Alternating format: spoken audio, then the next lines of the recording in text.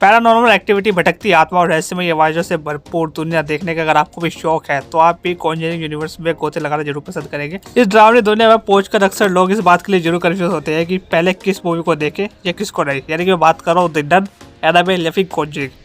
अगर आपने ये भी मूवी देखी है तो आप फिर भी कंफ्यूज रहते हैं कि कहानी किस टाइम की है और उसके आसपास की जो ये मूवी है ये आपस में एक तरह से कनेक्टेड है। अगर आप इस हॉरर फिल्म की सीरीज को देखते हैं आगे पीछे करके तो कहीं ना कहीं आपकी इस कहानी जो है आपको कंफ्यूज करने लगती है। अगर इसी कन्फ्यूजन का आप भी शिकार है तो मैं आपको बताने वाला हूँ इस फॉर्मूले को, यानी कि सीक्वेंस को। अगर आप इस सीक्वेंस से इस फिल्मों को देखेंगे तो ये आपकी अच्छी तरह से मूवी समझ में आ जाएगी।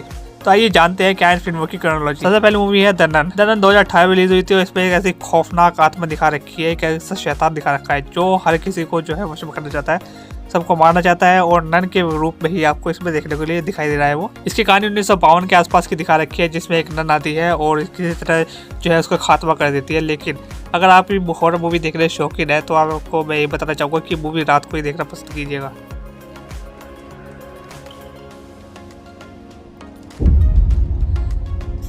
नेक्स्ट मूवी है एनाबेल क्रिएशन। द नन के बाद एनाबेल क्रिएशन जिसकी कहानी 1955 के आसपास सेट की गई है, जो एक भूतिया डॉल की कहानी है। इस फिल्म में कहीं ना कहीं नन की झलक भी आपने को देखने के लिए मिलेगी और ये इसी के इर्द गिर्द घूमती है क्योंकि 1955 का टाइम है तो आपको मूवी ज़्यादा अच्छी तरह समझ में आएगी।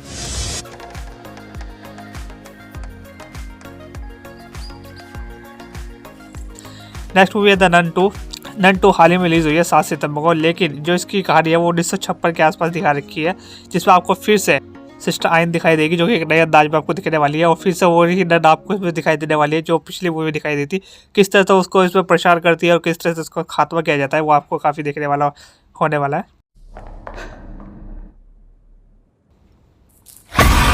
Next movie Annabelle. भले ही एनाबेल क्रिएशन से पहले रिलीज हुई हो लेकिन इसकी कहानी 12 साल बाद की है। इस फिल्म में एनाबेल की पहली पार्ट डॉक्टर वॉर्ड हॉटन के पास पहुंचती है और वहाँ पर किस तरह से ये तहलका मचाती है। आपने देखा होगा कि इस मूवी को जो है डॉल को एक बक्से बंद किया जाता है जिसका एक लॉक लगा दिया जाता है जिससे आत्मा जो है बाहर ना आ सके, लोगों को परेशान ना कर सके। लेकिन फिर भी जो है बच्चे अपनी चुलबुलेपन की वजह से डॉल को बाहर निकाल देते हैं और उसके बाद जो पैरानॉर्मल एक्टिविटी शुरू होती है वो देखने लायक काफ़ी इंटरेस्टिंग होती है। नेक्स्ट मूवी है द कॉन्जरिंग। ये फिल्म भले ही निचले पायदान पर हो लेकिन इस यूनिवर्स की ये पहली फिल्म है।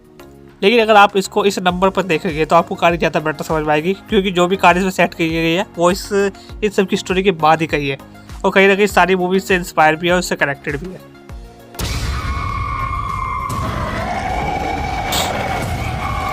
नेक्स्ट मूवी है एनाबेल कम्स होम। इस फिल्म में गुड़िया की दहशत और ज़्यादा नजर आती है। फिल्म का नैरेटिव एक ऐसा सेट किया गया है जो कॉन्जरिंग की कहानी को आगे कहता है। किस तरह से मूवी सबको परेशान करती है, पैरानॉर्मल एक्टिविटी क्रिएट करती है और लोगों को कहीं ना कहीं जान के पीछे पड़ जाती है, तो आप उसको देख के काफ़ी एक्साइटेड रहेंगे।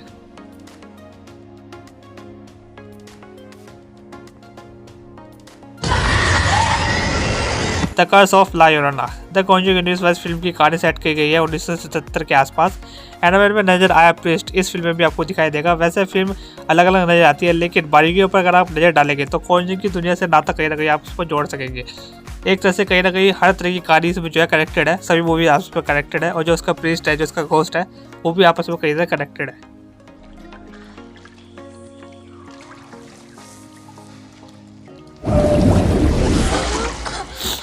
नेक्स्ट मूवी है द कॉन्जरिंग 2। इस फिल्म की कहानी 1976 के आसपास की है। इस फिल्म का दिनन से गहरा नाता है क्योंकि इसमें कई रहस्यों को समझाने के लिए आपको दोनों फिल्मों को एक साथ देखना होगा। अगर जरा से भी आपने गलती की तो आपको मूवी समझ में नहीं आएगी, लेकिन अगर इस सीक्वेंस से देखोगे तो आपको मूवी अच्छी तरह से समझ में आएगी।